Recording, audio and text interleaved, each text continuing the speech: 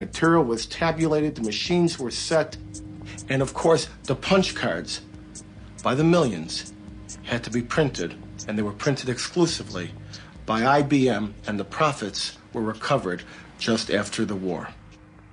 I really do believe that that particular accusation has been fairly discredited as a serious accusation. That is, the fact that they have used equipment, that is a fact.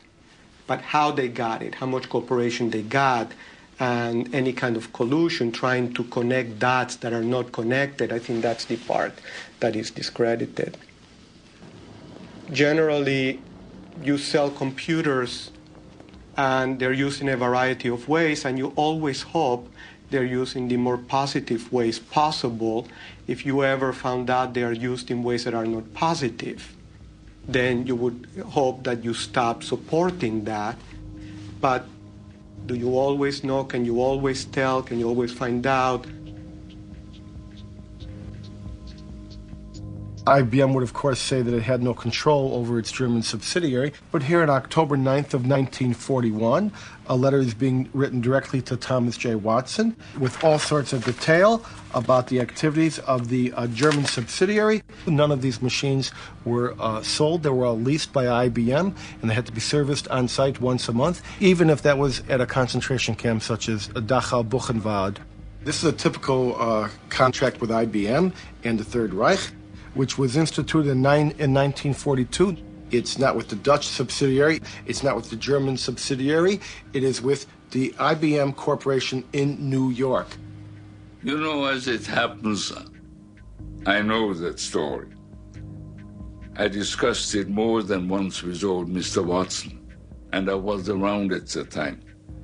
I'm not saying that Watson didn't know that the German government used punch cards. He probably did know.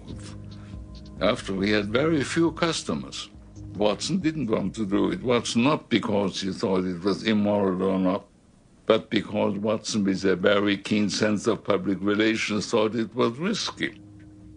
It should not surprise us that corporate allegiance to profits will trump their allegiance to any flag. A recent U.S. Treasury Department report revealed that in 1 week alone, 57 U.S. corporations were fined for trading with official enemies of the United States, including terrorists, tyrants, and despotic regimes.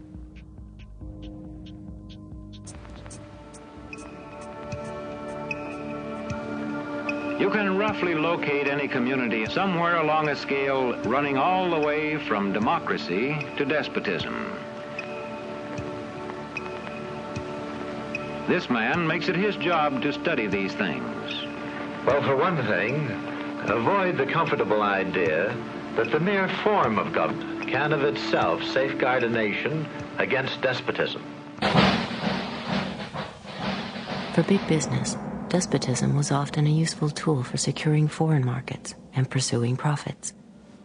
One of the U.S. Marine Corps' most highly decorated generals, Smedley Darlington Butler, by his own account, helped pacify Mexico for American oil companies, Haiti and Cuba for National City Bank, Nicaragua for the Brown Brothers Brokerage, the Dominican Republic for sugar interests, Honduras for U.S. fruit companies, and China for Standard Oil. General Butler's services were also in demand in the United States itself in the 1930s, as President Franklin Delano Roosevelt sought to relieve the misery of the Depression through public enterprise and tougher regulations on corporate exploitation and misdeeds. More power to you, President Roosevelt. The entire country's behind you, thrilled with hope and patriotism. But the country was not entirely behind the populist president. Large parts of the corporate elite despised what Roosevelt's New Deal stood for. And so, in 1934, a group of conspirators sought to involve General Butler in a treasonous plan. The plan as outlined to me was to form an organization of veterans, to use as a bluff or as a club at least, to intimidate the government. But the corporate cabal had picked the wrong man. Butler was fed up with being what he called a gangster for capitalism.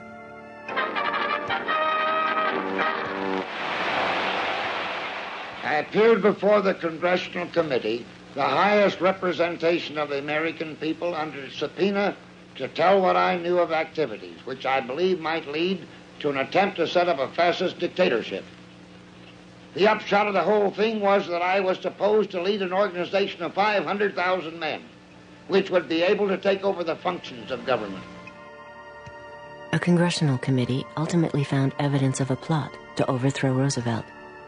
According to Butler, the conspiracy included representatives of some of America's top corporations, including J.P. Morgan, DuPont, and Goodyear Tire. As today's chairman of Goodyear Tire knows, for corporations to dominate government, a coup is no longer necessary. Corporations have gone global.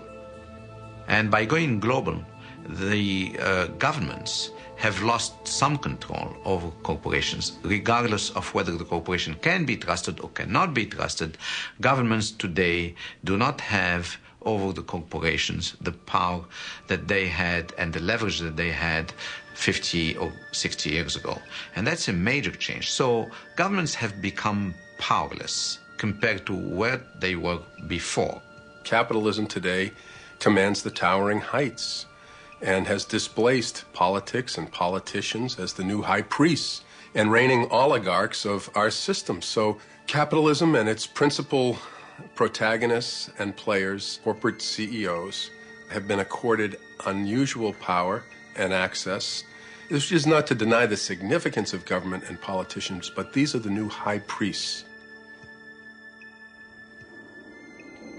I was invited to Washington, D.C. to attend this meeting that was being put together by the National Security Agency called the Critical Thinking Consortium. I remember standing there in this room and looking over on one side of the room, and we had CIA, NSA, DIA, FBI, Customs, Secret Service, and then on the other side of the room we had Coca-Cola, Mobil Oil, GTE, and Kodak. And I remember thinking, I am like in the epicenter of the intelligence industry right now. I mean, the line is not just blurring, it's just not there anymore. And to me, it spoke volumes as to how industry and government were consulting with each other and working with each other.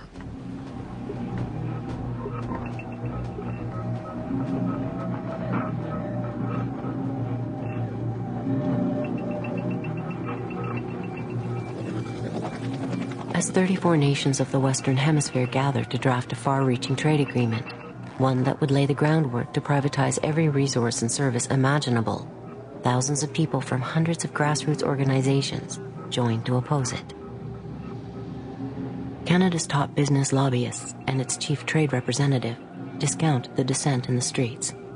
For them, the America's 800 million citizens speak with one voice. Nice to see you. Well done on your strong advocacy of truth, justice, wisdom, and all those things. Eh? I was looking yesterday at the statements at the inauguration, the opening ceremony. What an extraordinary progress over the last 15 years. Absolutely. When you heard such open... A common language. A common language. Yes, and from the most developed to the least, it was extraordinary that now that we see the benefits of trade, more and more people want to buy it.